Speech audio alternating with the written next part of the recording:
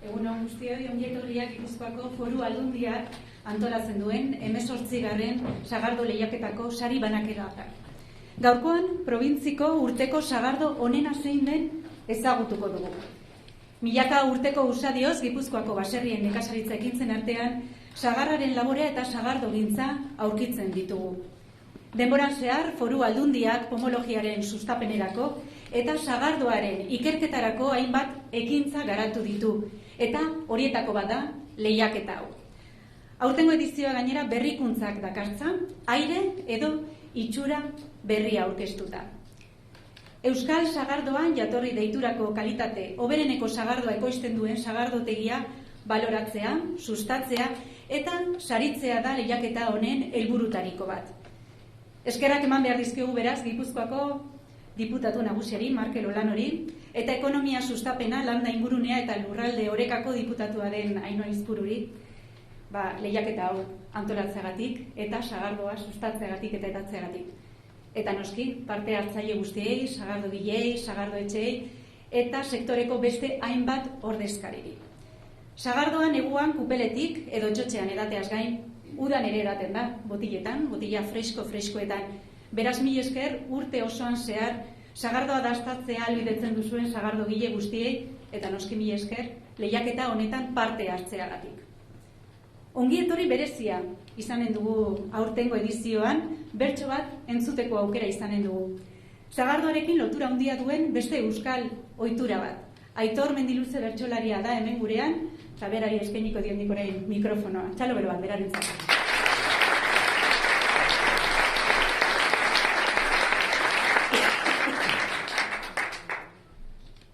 Kaixo egun ondenoi, lehenbiziko lana, hau indarra sagardo berriak daukana. Bada nola saritu ta nori emana, zuei esker daukagu gero zerredana. Eta horrek atzetik mundu bat darama.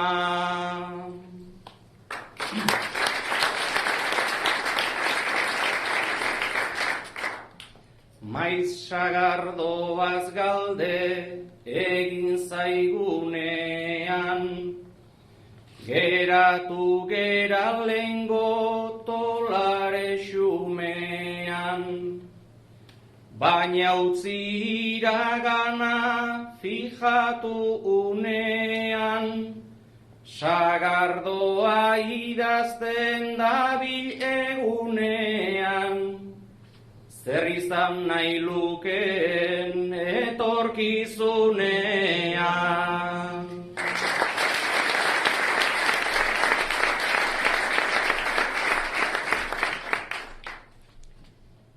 Eskerrik asko, Aitor, ederra bertsoak. 18. edizio honetan, aurreko urtean bezala, Euskal sagardoa jatorri deitura duten sagardoak bakarrik onartu dira. Tokiko sagarra erabili duten sagardotegiak, eta noski, Gipuzkoan kokatuak zirenak. Lehiaketaren helburua Euskal sagardoa deiturako kalitate hobereneko sagardoa ekoizten duen sagardotegia saritzea da. Euskal sagardo naturala hobe ezagutu, sustatu, eta merkatuan edatzeko xedearekin. Sagardoak fraisoron aztertu eta dastatu dira, laborategiak eta bertan lan egiten duten epaimaiaren lana ezinbestekoa izan da lehiaketa aurrera eramateko, beraz mila esker egiten duzuen lanagatik, baina urtengoan lehen komentatzen genuen bezalaxe, bada berrikuntza handi bat. Sagardoak dastatu ondoren hauek lortu duten puntuazioaren arabera sailkatuak izan dira, eta 3 kategoria ezarri dira. Urrea, zilarra eta brontzea. 72 puntu edo gehiago lortu dituen sagardoak urrezko domina lortu du. 75 puntu edo gehiago eta 72 puntu artean sailkatu den sagardoak zilarrezko domina lortu du. Aldiz, 60 puntu edo gehiago eta 75 puntu artean lortu dituenak brontzezko domina lortu du. Bertan ikusten dituzue, urrea, zilarra eta brontzea. Urrezko domina lortu duten sagardoen artean aukeratu da txapelduna. Hau da, 72 puntu baino gehiago lortu duen sagardoen artean aukeratu da, edo izanen da, aurtengo sagardo txapelduna. Horretarako bigarren kata fase bat egin da, hau da, panel berezi bat sortu da, 6 kidez osatuta. Kideen erdia fraisorokoa izan da, hau da, 3 fraisorokoak izan dire, eta beste erdia parte hartzaileek proposatutakoen aurtean aukeratuak izan dira. Aurtengo kasuan, epaimahaiak izan dira Andoni Izmendi Teietxea, Aitor Mendiluze eta Mikel Rodríguez. Horiek izan dira aurtengo aldaketa berrikuntza handiak, baina hain ezagutu ditzagun 2018ko denboraldiko datuak. Fruta usaina eta aroma freskoa duen 10,12 milioi litro sagardo ekoitzi dira azken kanpainan. Euskal Sagardoa Jatorri izenarekin ekoitzitako sagardoa izan da. Euskal Sagardoa Jatorri izenarekin ekoitzitakoa 2.200.000 kilo sagar erabili dira horretarako, eta guztira 53 dira jatorri izendapenera atxikitako sagardo etxeak. Aurten guztaren ezaugarri nagusiak loratze berantiarra, udaberriko eguraldi euritsua eta udara lehorra eta beroa izan dira. Tokiko sagarrarekin kolore eta gorputz handiko sagardoa izan da. Sagardo orekatua, gorputz handikoa eta alkohol maila altuagoa duena lortu da 2018ko kanpaina horretan. Gure artean sagardoak duen garrantzia eta presentzia goraipatu nahi du lehiaketa honek, eta orain dela urte honitz ere gure marinelek sagardoa edaten zuten. 3 litro edaten omen zituzten eguneko, baina horretaz gehiago daki Xabier Agotek, Albaola Itsas Kultur Faktoriako presidenteak, eta berak hitzaldi txiki bat eskainiko digu sagardoa eta itsasoaren inguruan. Mila esker, txalo bero batera.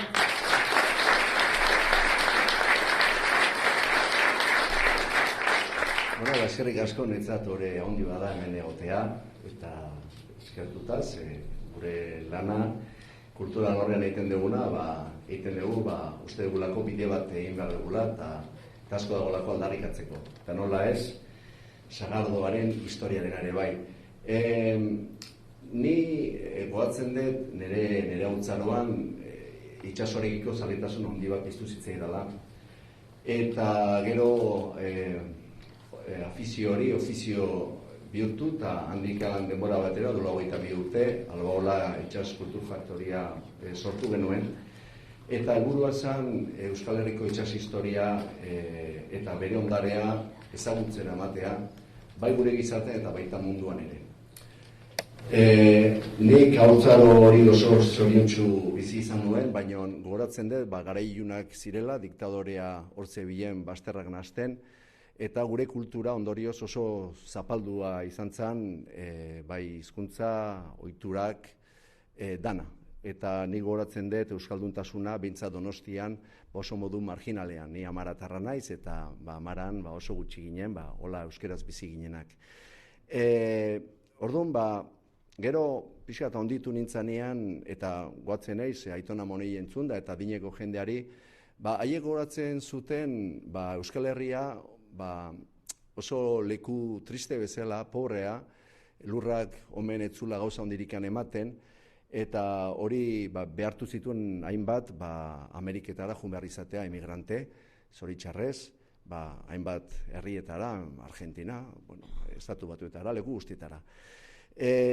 Eta itsasaretasun horri eutxita hasi nintzen gure itsas historiarekin interesa bat izaten eta liburuak irakurriz, eta liburuetan irakurtzen nuen etzun bat egiten adineko jendeak kontatzen ziguna, ez? Etzun bat egiten, ze adibidez, gaur egun gaurkotasun handia daka mundu bira, da oso adibide ona, ze adibidez, munduak inoiz izan duen mugarri geografikorik handiena, ez da bakarrik euskaldun batek elkanok egin zuela, ez da hori bakarrik, baizik eta orain badakigu, espedizio hori Euskal Herrian antolatu zala, eta badakigu, gutxienez 5 ontzietatik 3 Euskal Herrian egindakoak zirela. Beraz, garai hortan, berpizkundean, mundu aldatu zuenean, eta garai hortako koeterik sofistikatuenak guriak zian euskaldunenak. Beraz, historia horrek ez du bat egiten guk jasotako percepzio horrekin, ez? Nik uste guzti distorsionatuta jaso genuela, edo gure aurrekoak hori jaso zutela, bazken finean ez zutelako ezagutza akademiko bat, edo ez? Oie jaso zuten, beraien aurrekoen miseria ere bai, ez? 19. mendea oso garai tristea izan zen, oso iluna, gerra karlistak izan genituen, Donostia bera suntxitu zuten, duela 200 urte eta piko, Pasaiako portua Madrilek eskuratu zuen, orduan claro, gero 20. mendeko historia hobeto ezagutzen dugu, ez?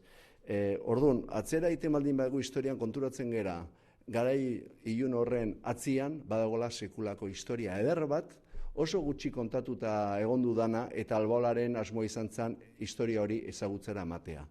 Elkanoren garaian, jario handi bat egon zen Pasaiatik, Euskal Herritik, ni Pasaian gaudelako eta deformazio hori dagat, baina Euskal Herri osoa mundu berrirantza begira zegoen, itsasoari begira zegoen. Eta badakigu, 16. mendean Euskaldunak sortu zutela Ipar Ameriketan hango aurreneko jardura industriala, hola zan. Baina, etzan izan oso historia ezagun bat, ze azken finean zan arrantzale batzuen kontua, ez? Eta arrantzaleak ez zuten egiten, erregeak berak egiten zuen, alegia, dana idaztea eta munduan zabaltzea. Arrantzaleak lehen eta gaur ere dana sekretupean gordetzen dute. Ez erakartzeko aldameneko arrantzaleen interesa, ez? Nik hemen ekarri dokumentotxo bat esaten duena, nola, eta da dokumento bat, idazten dana 1576 urtean, relación y cuenta de la armazón y bastimientos que yo, Miguel de Serain, capitán armador para Terranova, he puesto y pagado para el viaje para pescar ballenas. Eta hemen esplikatzen du, zer enbarkatzen dute, jateko eta dateko ebai. 700 anegas de trigo, bizkotxo, zala garai hortako ogia, tocino, habas, guisantes, aceite, mostaza, bacalao, sardinas y 120 botas de sidra. Bota zan garai hortan kopuru bat. Bataz beste 60.000 litrotik gorako kopurua da. Asko da. Hau da, Euskaldunak, Terranovara enbarkatzen zirenean, sagardoa besterik ez zuten edaten. Ze gauza, ez? Ze gauza harrigarria. Orduan konturatzen gera, garai hortan Euskaldunak hasiko diala, beraien aspaldiko edari hura, ekoizten, baina aurreneko aldiz modu industrialean. Zeratik, flota hori dana, eta kanadiarrak kalkulatuta dute, bataz beste 16. mendean, 5.000 Euskaldun izango diala, ara jungo direnak, eta bataz beste 3 litro edaten dutela, beraz gure kalkuluen arabera, 3 milioi litro sagardo eramaten zuten Terranovara. Eta Terranovara bakarrik, gero Euskalduna bazituzten beste interes batzuk, beste lekuetan. Baina Terranovara, nahi dutzen zait ikaragarri asko, kontutan izana, garai hortan Euskaldunak 10 aldiz kopuru gutxiago ginela. Orduan, iruditzen zait, kopuru handiak direla. Eta baleazalekin, hortze den bakaiu zaleak ere bai, eta bendakat, dokumentotxo bat oso interesgarria, 17. mendearen hasieran, Frantziako Terranovako gobernadoreak idatziko duena. Eta idatziko du, los vascos tienen ventaja porque van muy bien vestidos. Son poco perezosos. Y los otros pescadores, zirela frantsesak eta portuguesak eta inglesak, batez ere, los llaman brujos. Y dicen que cuando giran el sombrero que tienen, txapela, izango zen, es cuando están enfadados. Y esos reproches no están fundados que por un odio que todos los pescadores tienen contra ellos, porque son más hábiles a la pesca que cualquier otra nación. Eta hori sagardoa edaten zuten. Ze hemen daukagu, horieke hemen daukagu beste dokumentua, eta azkena da, 10 minutu beste ikiz diazute eskeni, baina nahikoa da. Eta dokumentu honetan oso interesgarria da, zeu da, Lope Martínez de Isastirena, 1625 idatziko duena, eta hau da Lezoko apaiza. Eta idatziko du, en región tan remota como Terranova, han aprendido los salvajes montañeses zian tribu bat garai hortan, gaur egun Inu izenarekin ezagutzen direnak. Y los salvajes montañeses, con la comunicación que tienen con los marineros vascongados que cada año van a por el pescado bacalao, que entre otras cosas, preguntándoles en vascuence, «Nola zaude? ¿Cómo estás?», responden graciosamente, «Apaizak hobeto». Y el asunto es que hemen jartzen du, hablan y tratan con los nuestros y ayudan en la pesca, en la ribera, a trueque de pan y sidra. Orduan, nik uste 3 milioi litro hoiei, gehitu beharko zaizkio beste litro batzuk, indi hoiei ematen zizkiotenak. Orduan, niri informazio honek danak ez du bat egiten nik txikitan jasotakoarekin.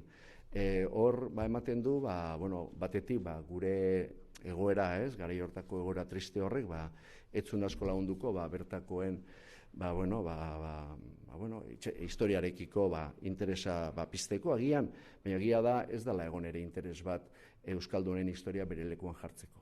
Orduan, guk Albaolan, eta zuetako uste gehienak ezagutzen dezutela, bere garaian, duela 5 urte, Itsas Kultur Faktoria zabaldu genuenean, erabaki genuen sagardoari tarte garrantzitsu bat eskaintzea, azken finean, itsasoak erakusteko, bisitari erakusteko, itsasoak eragin handi bat izan zuela, gure bizimoduan garai horretan. Baserria sortuko da, 16. mendean hasieran, 15. mendearen bukaeran, sagardo ekoizteko aurreneko aldiz kopuru industrialetan.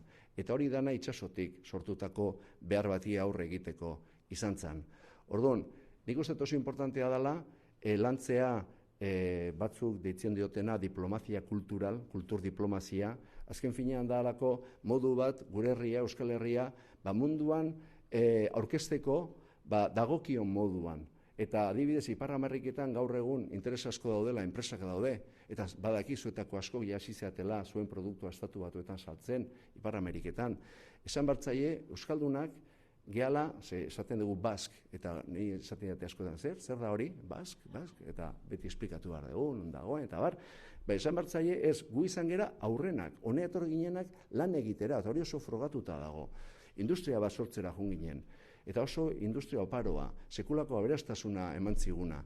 Eta nik uste importantea dela esatea, berriz gatoz, gure produktuekin, ze Euskal Herrian lan egiten da, eta oso ondo gainera, oso tradizio luze badaukagulako, gure enpresak aspaldian hasi zielako, garai horietan Europako itsasontzirik onenak eraikitzen zituztelako. Eta hori dana, eta mundu hori dana, horren ardatza, sagardo izan zen neurri batean. Azken finean kultura zer da, harremantzeko modu bat. Eta harremantzeko modua, sagardoa, nik uste funtsezkoa dela, eta jakin da inbeste milioika litro eramaten zituztenez, nik uste sagardoa egongo zela trato guztien erdian, sagardoa egongo zela ospatzeko, eta sagardoa egongo zela egunero. Orduan, nik uste dut oso egokia dela gure historiari gaurkotasuna ematea, eta nola ez, sagardoa nik uste simbolorik ederrenetakoa dela. Beraz, eskerrik asko, eta ez daki baliogarria egingo zaizun, baina nik oso pozik nago gaur egun ematen ari zaion garrantziarekin sagardoari, ez da gauza marginal bat izan zen bezala gure gaztaroan, gaur egun prestigioa hartzen nahi dan produktua dela, eta uste hori dela bidea. Eskerrik asko.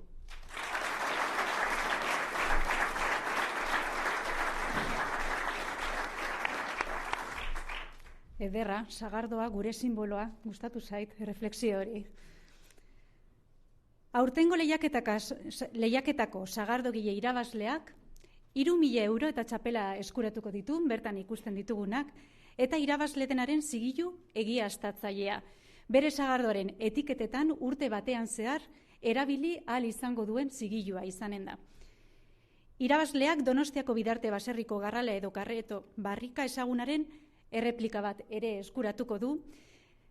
Gogoratu garaikur horiek Donostiako Iba eta Auzoko Kanpo Eder baserriko Jesus Mari Garmendia artisauak eginak direla. Eta saritu guztiek euron botiletan datorren urte osoan zigilu akreditatibo bat eramateko aukera ere izango dute. Urrezko, zilarrezko eta brontzesko sailkapena erakutsiko duena. Eta diploma bat ere eramango dute etxera. Zortzi sailkatu izan dira 2019 edizioan. Horietako 6 urre kategoria lortu dute. Batek zilarrezko kategoria eta beste batek brontzesko kategoria. Markel Olano, Gipuzkoako diputatu nagusia, eta Ainhoa Aizpuru, ekonomia sustapena, landa ingurunea eta lurralde orekako diputatuak izango dira sariak banatzen, hemen ere ondoan, txalo bero bat beraientzat.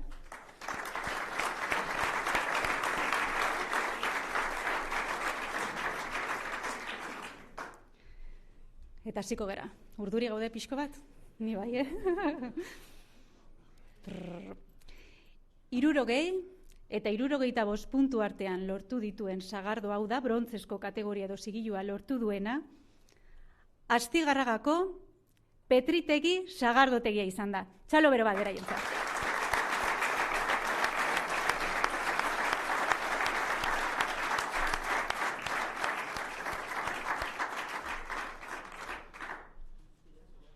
Brontzesko kategorian, zigilua ordu zuen, Astigarragako Petritegi sagardotegian, argazkia.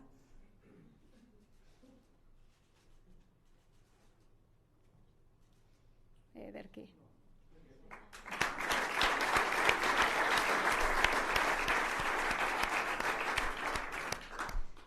Zilarrezko kategorian, hau da, 65 eta 72 puntu artean lortu dituen sagardotegia, Astigarragako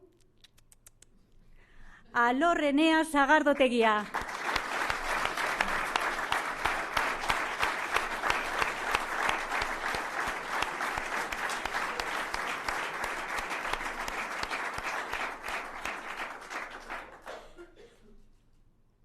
Hortxe duzu, zigilo akreditatiboa.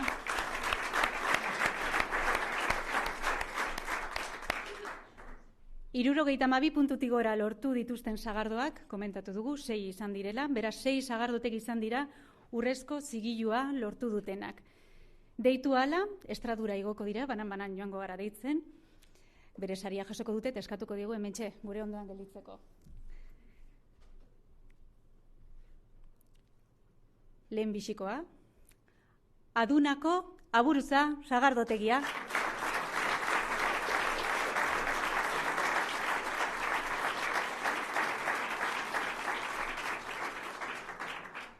Ederki, argazkiak. Ederki, hemen erondoan, txintxo-txintxo. Bigarrena, bigarren sagardotegian, urrezko zigilua eramango duena. Hernaniko Altzueta sagardotegia.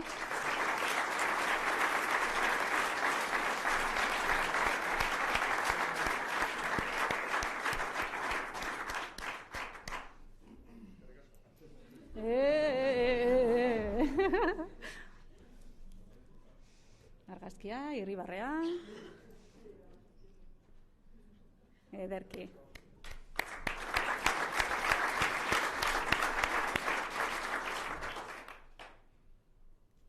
Zeraingo Oiarte sagardotegia, ere.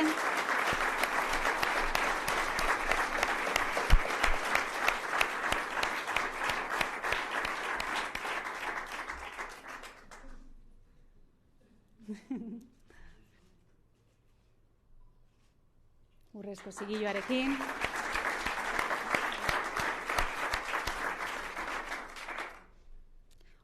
Ordiziako Tximista sagardotegiak.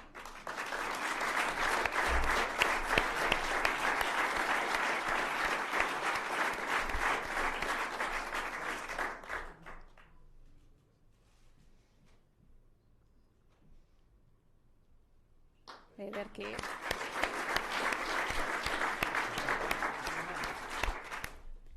Hernaniko Zelaia sagardotegia.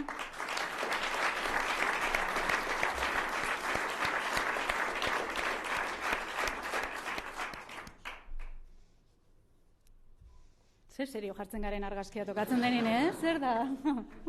Irribarrea, bien, txalo!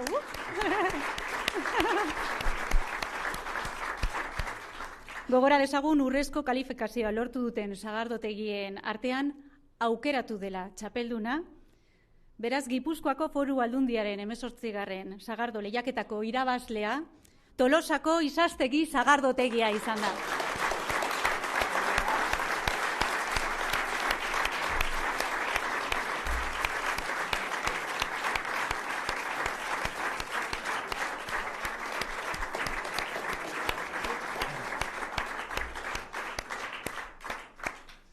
Zorionak irabazleari. Konten gaude.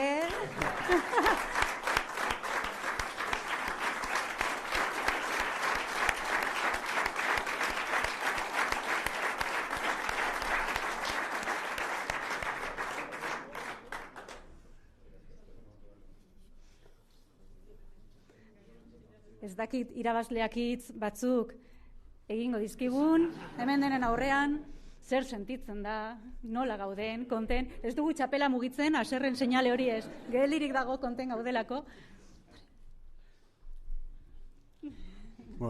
Eskerrik asko lehenik eta bain parte hartu dezen guztioi, Foru Aldundiai, txapelketa antolatzeagatikan, Fraisoro lauretik ere bai, ikendun lanagatikan, eta gero guri laguntza egon Xabi Kamiori ere bai.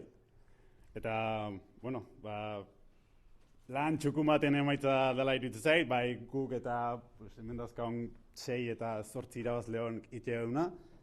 Eta, Izastegiko familia ere bai zuzendu nahi diet txapela, nik eta Itxak eta meritu berdinak hau eta. Eskerrik asko.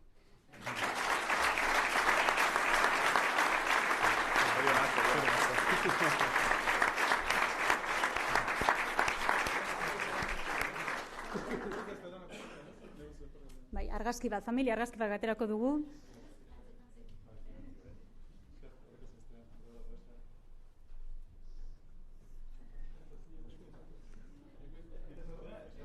Urrezko zigilua lortu duten guztien artean, brontzezkoa eta zilarrezkoa.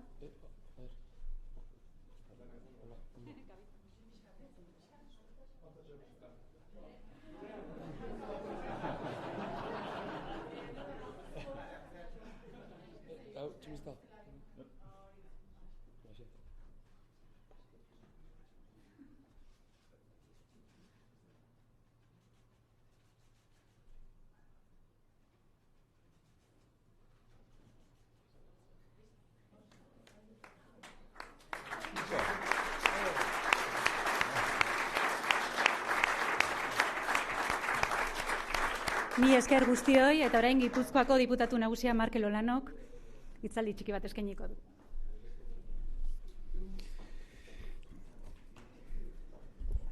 Diputatu nagusi funtziotan o jardunean, ez dakit nola esaten den, baina esan beharra daukat, bestela, bakizu. Hauteskunde pasa berri ditut, oraindik bai barkatu? Bai. Ez, oantxe galdetzen nion Ainhoari oantxe datua, ez?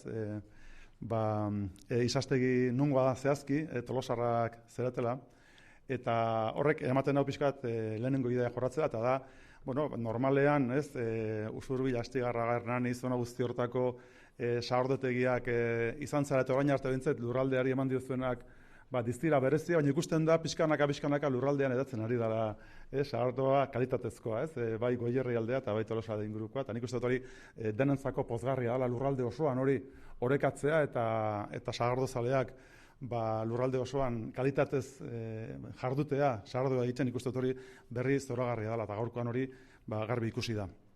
Nik esan, bakarrik Foru Aldundiak apustu berezi egin duela Xabierak aipatzen zuen, ez? Azkenean sagardoak prestigiatzeko bide bat egin du azken urteetan da Foru Aldundia hortan ibili da sektorearekin elkarlanean. Hori izan da gure asmo xumea, guk gure ekarpena egin nahi genuen, egia da Fraisororen eskutik, ez azpiegitura batzuen eskutik, lehiaketa honen eskutik ere, gure obsesioa dela azkenean sagardoa prestigiatzea, kalitatez geroz eta sagardo hobea egitea Gipuzkoan, Euskal Herri osoan ere bai, eta beraz, horretarako urratsak egin ditugu Foru Aldundi bezala. Hori esan nahi nuen.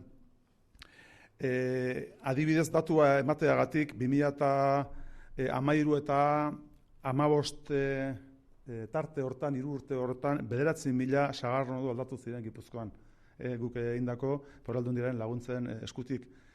Aldiz, azken 3 urtetan, alegia 16, 17 eta 18an, 33.000 aldatu dira. Horrek esan nahi duena da, bertako sagarrondoak aldatzeko, sustapen hori egon dela, eta damakiula trajektoria. Eta trajektoria horrek, ekarriko dugula geroz eta produkzio gehiago sagarrarena lurraldean bertan.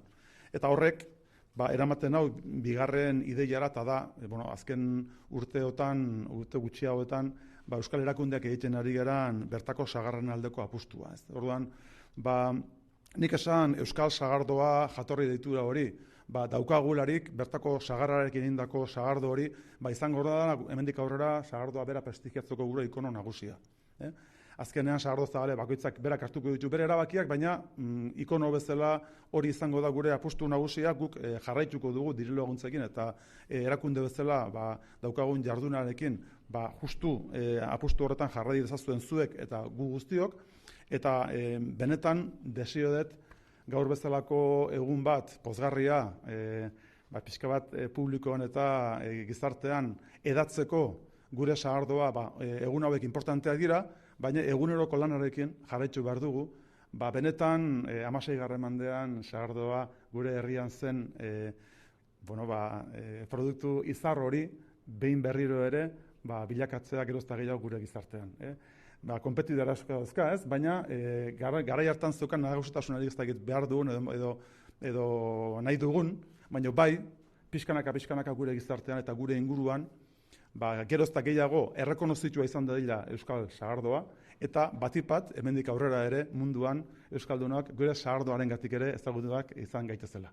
Garai batean ginen bezala, Xabierak aipatu duen bezala. Besterik gabe, zoriondu irabazleari eta beste gainontzeko zazpiei, nik uste dut azkenean eguneroko lan horretarako bultzakara edarra jaso duzuela, ilusioa jaso duzuela eta azkenean mundu honetan egunero lan egiteko hori bestelakorik ez dago. Ilusioa behar dugu eta beraz zorionak eta eskerrik asko egiten duzuen lan guztiarengatik. Mila esker.